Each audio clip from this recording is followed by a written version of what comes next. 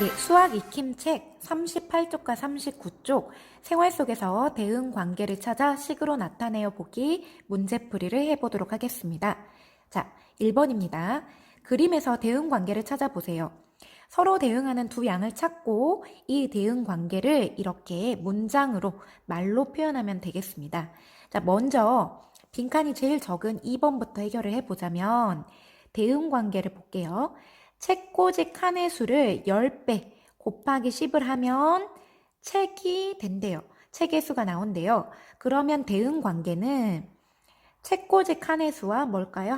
나머지는 책의 수였겠죠. 자, 그러면 책꽂이 칸을 어디를 책꽂이 칸이라고 하는지 확인을 해볼게요. 자, 책 10권이 꽂아져 있는 곳 어딘가요? 네, 이렇게 여기를 책꽂이 칸이라고 부르고 있어요. 그러면 책꽂이 칸이 이렇게 여기도 칸이고 여기도 한 칸 이런 식이겠죠? 자, 그러면 이제 나머지 문제를 볼 건데 먼저 1번 책꽂이의 수가 예시로 나오네요. 그러면 우리가 방금 알아본 거는 책꽂이 칸이었고요. 책꽂이는 어딜까요? 네, 책장. 네, 이 책장을 책꽂이라고 부르고 있습니다. 여기서는. 그러면 책꽂이와 어떤 것의 관계를 우리가 알아보면 될까요? 네, 책꽂이 칸의 대응 관계를 알면 되겠죠. 이 책꽂이 하나당 칸은 3칸, 하나당 3칸씩 있죠. 그러면 이걸 우리가 대응하는 양으로 볼 수 있겠죠.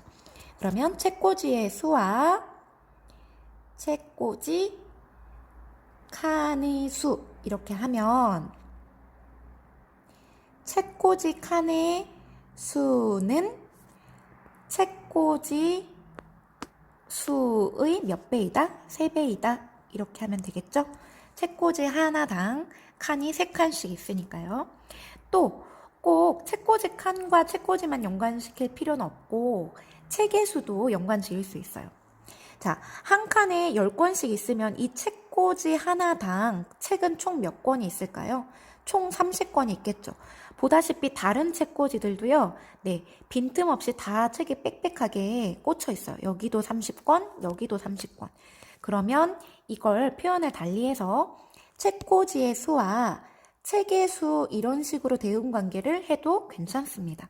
그러면 대응 관계는 바뀌겠죠? 네, 책의 수는 책꽂이 수의 몇 배다?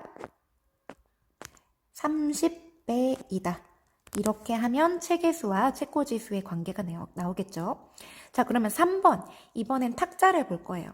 탁자와 무엇의 관계를 보면 될까요? 네, 제일 쉬운 거, 의자. 탁자마다 보니까 네, 모든 탁자에 다 몇 개씩 의자가 있나요? 4개씩 있네요. 그러면 서로 대응합니다. 자, 의자의 수. 그러면 의자의 수는 탁자 수의 몇 배이다? 4배이다. 이렇게 하면 되겠습니다. 자, 혹시 학생들도 앉아있는 친구들도 대응관계를 이루는지 한번 보자면 어떤 책상은 2명, 어떤 책상은 1명, 어떤 탁자는 뭐 4명, 네, 일정하지가 않죠? 이런 경우에는 대응한다고 보지 않습니다. 자, 이렇게 우리가 몇 가지를 찾아보았고요. 그러면 2번, 위에서 찾은 대응관계를 식으로, 기호를 활용해서 식으로 나타내 볼 거예요. 첫 번째 1번을 책꽂이 칸으로 봤다면 여기를 책꽂이 칸이라고 여러분이 한 거대로 하면 됩니다. 칸의 수 이런 식으로 넣어주면 돼요. 그러면 대응관계는 아까 책꽂이 수 곱하기 3은 책꽂이 칸의 수였죠? 그걸 이 기호 네모와 하트를 가지고 하면 되겠습니다.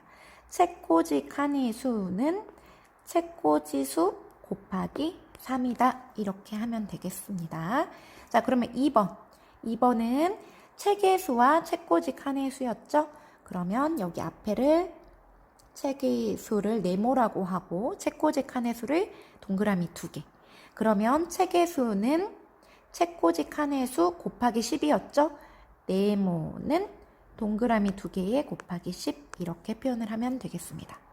네, 우리가 이렇게 표현할 때 이 부호를 넣을 때 이 위치가 바뀌었는지를 꼭 잘 확인을 하면서 써주면 실수를 좀 줄일 수 있어요. 자, 3번입니다. 3번은 네, 여기 있는 걸 이렇게 표현을 해볼게요. 의자의 수를 자, 뭐로 표현해 볼까요? 뭐 세모. 그다음 탁자의 수를 별표라고 하면 자, 대응 관계는 자, 의자의 수는 탁자 수의 4배였죠? 의자의 수 세모는 탁자 별표 곱하기 4입니다. 이렇게 표현하면 되겠습니다.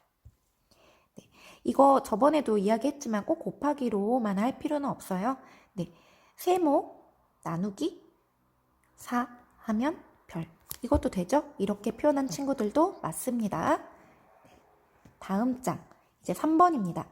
왼쪽 그림에서 탁자마다 의자가 한 개씩 더 있다면 탁자 수와 의자 수 사이의 대응 관계를 식으로 나타내고 그 이유를 설명해 보세요. 탁자마다 아까는 의자가 4개씩 있었어요. 그런데 4개에 하나가 더 있대요. 그러면 탁자마다 의자는 5개씩 있다라는 소리예요. 그러면 의자의 수는 탁자의 수 곱하기 5가 되겠죠? 왜요? 탁자마다 의자가 이제 몇 개씩 있으니까요.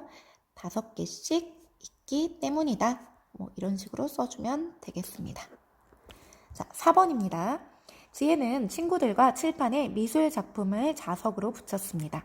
사용한 자석의 수와 미술 작품의 수 사이의 대응 관계를 표를 이용하여 알아보고 식으로 나타내어 보세요.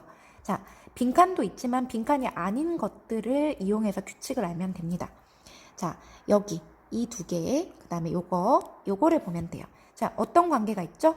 네, 위아래에 한 개씩 차이가 나고 있어요. 그쵸? 그러면 자석의 수와 미술 작품의 수 사이의 대응 관계는 네, 자석의 수가 미술 작품의 수보다 한 개 많다라고 하거나 미술 작품의 수는 자석의 수보다 한 개 적다라고 하면 되겠습니다. 그러면 이걸 우리가 식으로 써주자면 자석의 수는 미술 작품의 수 더하기 1이다 라고 하던지 아니면 미술 작품의 수는 자석의 수 빼기 1이다 이런 식으로 표현하면 되겠습니다. 5번 대응 관계를 나타낸 식을 보고 식에 알맞은 상황을 만들어 보세요. 세모 더하기 3은 마름모 이렇게 식이 나와 있네요. 예시를 보니까 슬기가 가진 연필의 수, 슬기의 연필의 수가 마름모예요. 이거는 준기가 가진 연필의 수 더하기 3이니까 준기가 가진 연필의 수 세모보다 세자로 많다 이런 식으로 만들 수 있겠죠. 자, 항상 3이 많은 경우 우리가 수학 시간에 공부했었던 수학 교과서에서 예시로 나왔던 나이를 가지고도 할 수 있어요. 형의 나이는 항상 내 나이보다 3살이 많다. 뭐 이런 상황을 만들 수 있겠죠. 이런 경우는 형의 나이가 마름모죠. 더 큰 수가 마름모니까요. 마름모는 내 나이는 세모죠. 세모보다 3살 많다. 이런 식으로 항상 3이 큰 경우를 만들어 볼 수도 있습니다.